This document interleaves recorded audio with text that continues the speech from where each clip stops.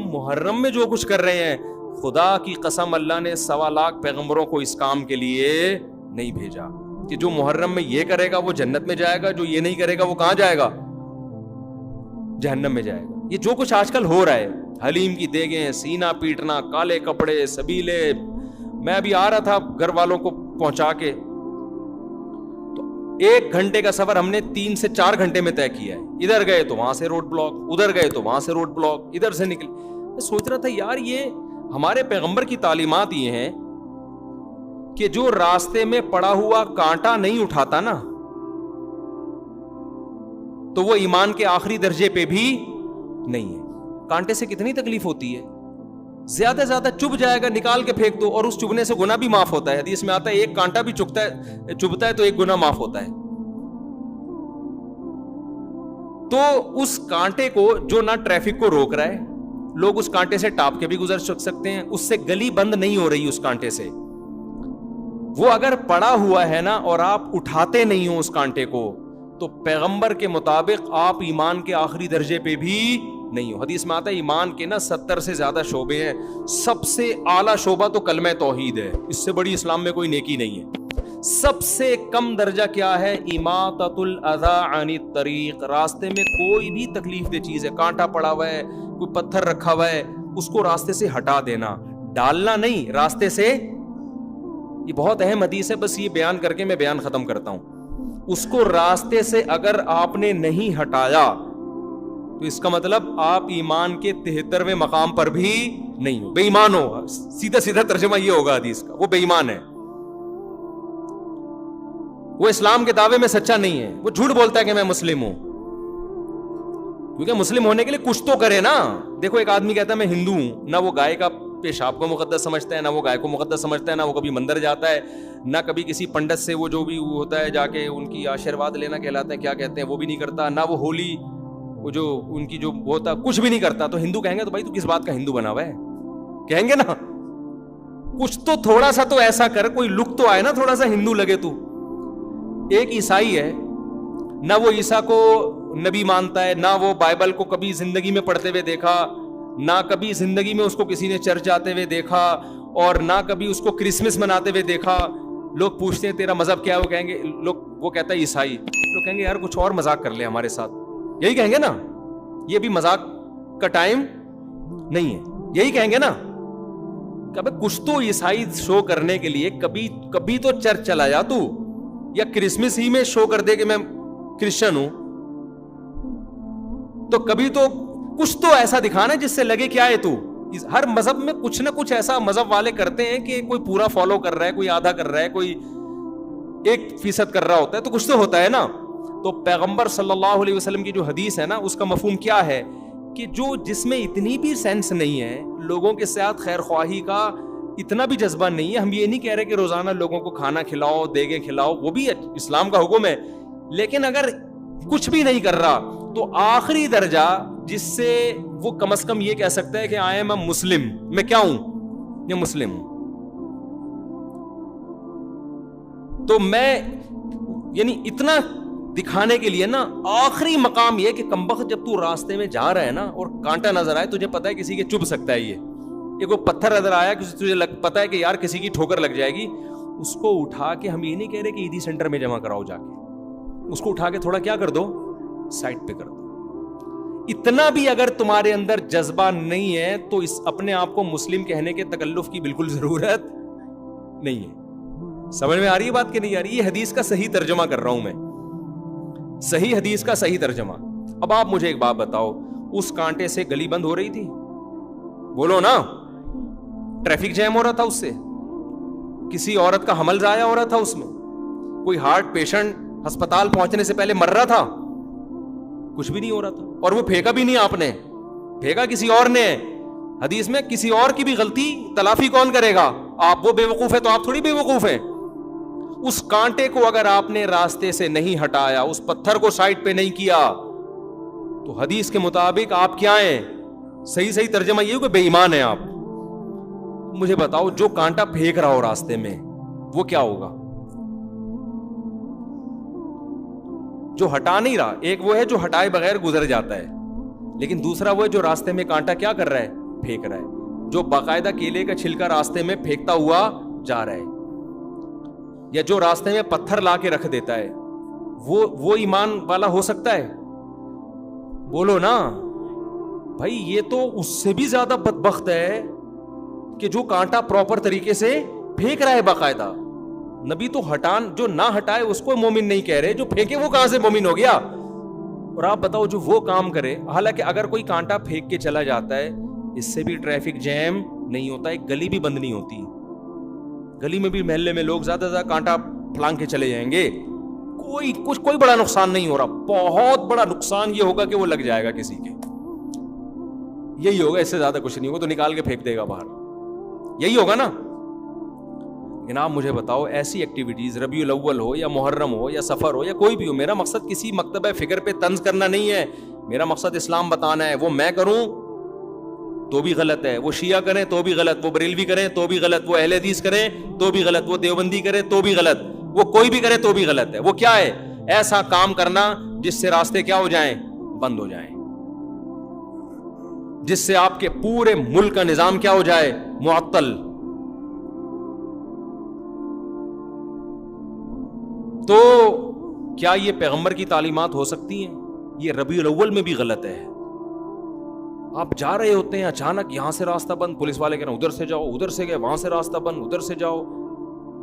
1 گھنٹے کا سفر 2-2 3-3 گھنٹے میں, اور بعض دفعہ تو پہنچتے ہی نہیں ہے لوگ, کیونکہ راستے تو محدود ہے نا.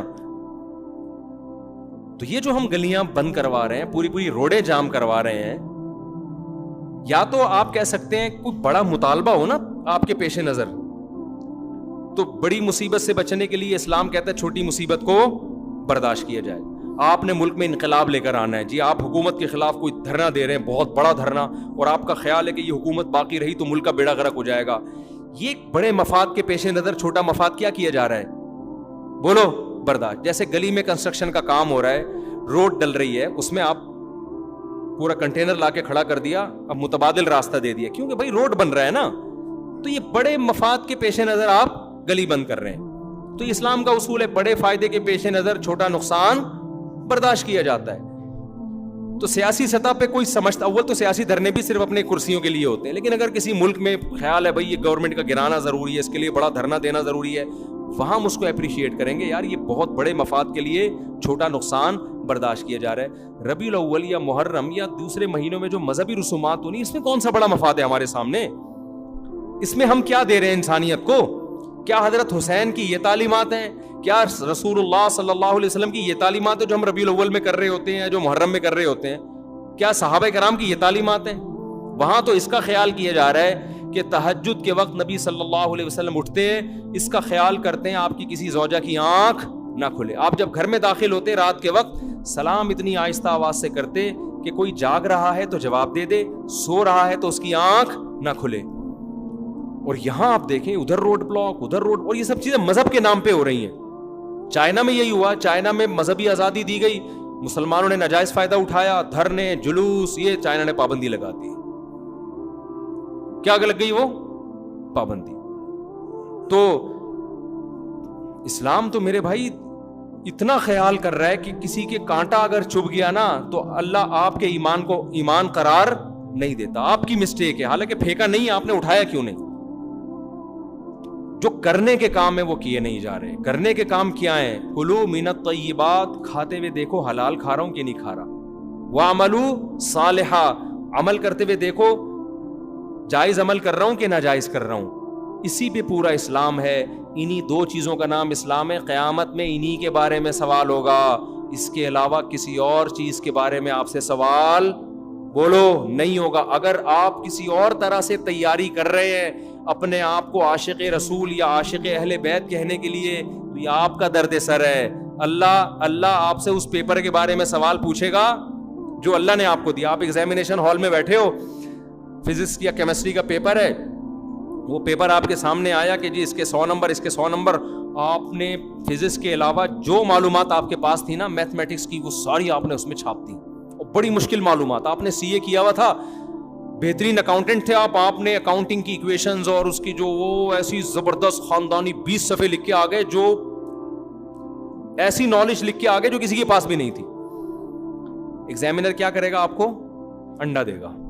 آپ ایگزامینر کے پاس پہنچ گئے, یار میں نے اتنی محنت کی ہے, اتنا مشکل پیپر میں نے لکھ کے آیا ہوں, اور یہ میں سی اے کر کے میں نے یہ تیاری کی ہے, چارٹرڈ اکاؤنٹنٹ بننا کوئی آسان کام نہیں ہے, اس کے بعد میں نے یہ لکھا اور میں نے یہ کیا, اور وہ جو فزکس جو کر کے آئے وہ تو 2 منٹ کا کام تھا. ایکویشن انہوں نے یاد کی ہوئی تھی رٹا لگا کے, اور کچھ ایکویشن یاد کی ہوئی تھی, وہ سب کر آ کے آ گئے, اور میری اتنی مشکل کام آپ نے 0 دیا. کہا کہ بھائی آپ جو مرضی کر کے آئے ہو, ہم تو آپ سے وہ پوچھیں گے جو ہم نے آپ کو پیپر میں دیا تھا. ہر پیپر کے نمبر تھے, اس کا آپ نے جواب لکھا ہے, تو آپ اپنی افلاطونیاں بخراتیاں جو مار کے آئے ہو یہ ہمارا ہیڈیک نہیں ہے. اس نے کہا ہم سے بھی اسی کے بارے میں سوال ہوگا, کیا خیال ہے؟ تو اللہ میاں جی جو ہمیں پیپر دیا ہے نا, اس میں محرم کے جلسے جلوس, بولو چپ ہو جاتے ہو پتہ نہیں کیوں, نہیں ہے. اس میں ربیع الاول کے جلوس اور کیک کاٹنا اور ڈسکو ڈانس جو ہو رہا ہے آج کل وہ نہیں ہے. نبی سے محبت کا یہ والا طریقہ ایکسیپٹیبل ہے ہی نہیں قیامت کے دن. اللہ مانے گا ہی نہیں اس کو. اللہ کہے گا تمہاری چاہے اس میں شہید ہو جاؤ, آپ ماتم کرتے کرتے خون نکلا مر گئے, کوئی شہادت نہیں ہے, خودکشی ہے. آپ کہہ سکتے اللہ میں حسین کے غم میں رو کے میں نے یہ سب کچھ کیا. اللہ کہیں گے تمہیں کس نے کہا تھا یہ کرو؟ حسین کی محبت میں نے کب کہا تھا؟ میں نے کہا تھا حسین سے محبت میں حسین کو فالو کرو. حسین کی تو داڑھی تھی سیدنا حسین ابن علی رضی اللہ عنہ کی. حسین ابن علی رضی اللہ عنہ تو ظلم کے خلاف ڈٹ گئے, کمپرومائز نہیں کیا. اور ہم میں کتنے لوگ ظلم کر رہے ہیں, بیوی پہ ظلم, بچوں پہ ظلم, قوم پہ ظلم, ملک پہ ظلم. کتنے لوگ ہیں دفتروں میں ٹائم پہ نہیں پہنچتے اور تنخواہ پوری لیتے ہیں. یہ ریاست پہ ظلم کر رہے ہیں کہ نہیں کر رہے؟ ظالم بن کے آپ ماتم کر رہے ہو اور آپ یہ کہہ رہے ہو کہ حسین خوش ہو جائیں گے, نبی خوش ہو جائیں گے. نہ کوئی بھی خوش نہیں ہوگا میرے بھائی. ان حرکتوں سے شیطان خوش ہو سکتا ہے بدعت کی وجہ سے. وہ کہے گا تم نے اپنی آپ کو ایسی چیزوں میں کھپا دیا جس کا نہ تم کو دنیا میں کوئی فائدہ ہے اور نہ تم کو آخرت میں, بلکہ مزید گناہ اس لیے ہے کہ ان چیزوں سے غیر مسلم اسلام سے دور ہوگا. کبھی بھی غیر مسلم یہ منظر دیکھ کر اسلام کے قریب نہیں ہو سکتا. غیر مسلم مسجد میں آئے, آپ کو نماز پڑھتا ہوا دیکھے, اسلام سے محبت ہوگی. غیر مسلم آپ کا رمضان دیکھے, صبح سحری میں جاگنا, افطاری کا وقت, محبت ہوگی. غیر مسلم آپ کی قربانی دیکھے, غیر مسلم آپ کا نکاح کا نظام دیکھے, آپ کا فیملی سسٹم دیکھے, رشتہ داری جوڑنا دیکھے, باپ کی خدمت کرنا دیکھے, آپ کا حج دیکھے, آپ کا عمرہ دیکھے, اٹریکٹ ہوگا وہ دین کی طرف. آپ کا ماتم دیکھ کے اٹریکٹ ہوگا وہ, کہے گا یار یہ کیا وحشیانہ عمل ہے, یہ تو ہیومن رائٹس کے خلاف ہے. تو اس لیے اپنے آپ کو, چاہے شیعہ ہو چاہے سنی ہو, ایران میں بھی ماتم پہ پابندی ہے, پتہ ہے آپ کو, کھلے عام نہیں کر سکتے. آپ کو ان چیزوں سے اپنے آپ کو بچانا ہے. اور کلو من الطیبات, ہمیں جو اللہ نے پیپر دیا اس میں 2 ہی چیزوں کا سوال ہوگا, کھا کیا رہا ہے, کر کیا رہا ہے. سمجھ میں آ رہی ہے بات؟ کھانا بھی کرنا ہی ہے, لیکن اللہ نے اس کو الگ سے بیان کر دیا نا, کیونکہ لوگ کرتے بہت کچھ اچھا ہے, کھانے میں ڈنڈی مار دیتے ہیں, اور کچھ کھاتے صحیح ہیں, کرنے میں کیا کر دیتے ہیں, ڈنڈی مار دیتے ہیں. کھاتے تو بڑا پاکیزہ حلال ہیں, کام غلط کر رہے ہوتے ہیں. تو اللہ نے اسلام کو 2 لفظوں میں سمیٹ دیا, کھاؤ بھی حلال اور کرو بھی حلال, پاکیزہ کرو. یہ 2 ہی سوال ہوں گے, 50 نمبر کے یہ سوال ہے میرے بھائی. اس کے علاوہ تیسرا کوئی سوال, باقی اسی کے ذیلی سوالات ہیں, اسی کے ذیلی سوالات ہیں جن کے آنسر آپ کو دینے. اس کے علاوہ جو کچھ آپ کر رہے ہیں ربیع الاول یا محرم میں, حلیم میں, سبیلیں لگا کے, ماتم کر کے, کالے کپڑے پہن کے, یا ربیع الاول میں ہرے ہرے بن کے, ناچ گانا کر کے, لائٹیں تمبو لگا کے, حلوے بانٹ کے, یہ سب آپ کا ہیڈ ایک ہے. اللہ اس سے متاثر نہیں ہوگا. آپ یہ کچھ کرتے ہوئے مر بھی جائیں, شہید بھی ہو جائیں, اللہ میاں نے اس کا اجر نہیں دینا. اللہ کہیں گے وہ پیپر ہے ہی نہیں جو میں نے دیا. تم اپنی طرف سے اخپل طریقے سے کر رہے ہو تو کرتے رہو, کوئی فائدہ نہیں. اللہ